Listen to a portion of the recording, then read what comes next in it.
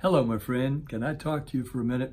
Well, maybe 3 minutes. And I'm going to talk to you, but I'm going to be reading something because I've written it myself. It's what I want to say. But I want it to be succinct and direct and explicit because I consider it very important. So when I'm looking down, you'll know I'm reading what I wrote and I want to say to you.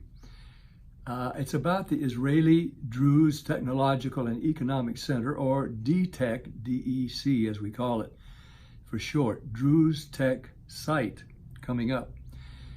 Many are not familiar, but there's a wonderful people that live in the Carmel Mountains in Haifa, Israel. Of course, many people are familiar, but many aren't.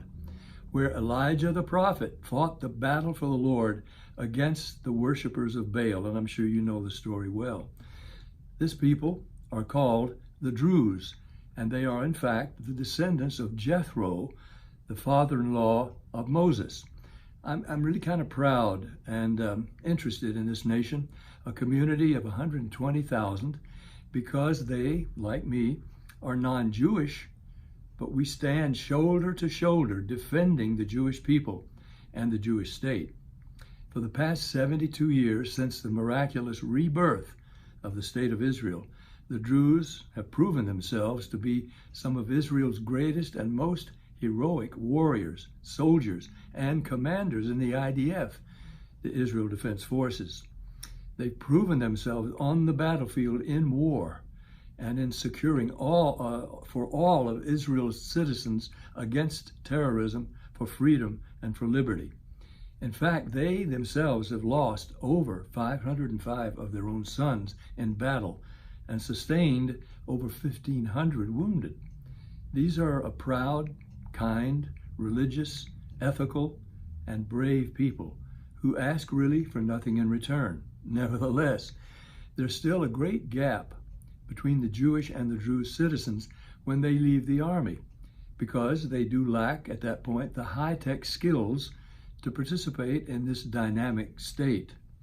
While true, some of course have thrived and do well, the community as a whole has yet to be fully integrated into Israeli society.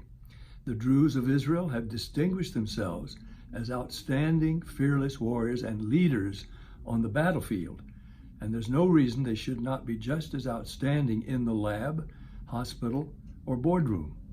The social and economic benefits are significant for the Druze in particular, but for Israel as a whole.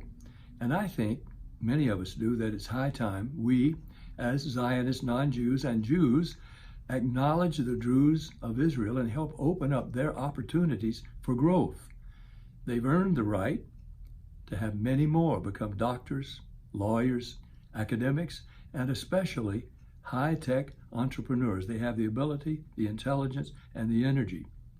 And that's why after the high holidays, the President of Israel and the religious leadership of the Israeli-Druze and leaders of Israel's banking, high-tech, organizational, social, academic, and political elite will gather at the DTEC site in southwestern Carmel Mountains for an official groundbreaking. I, as a Christian, and as one who has studied the Old and New Testaments my whole life.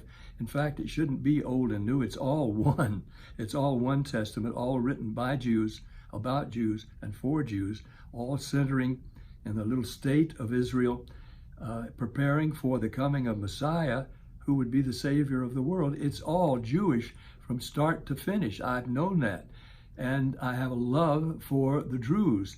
And I think we all should join this Israeli-Druze high-tech initiative as the Druze community continually defend the only democratic state in the Middle East and the only Jewish state in the world. I think it's our turn to defend their economic future.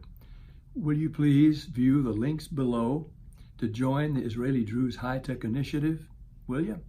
I'm asking you to do it. That's why I've done this. Shana Tova Matukah.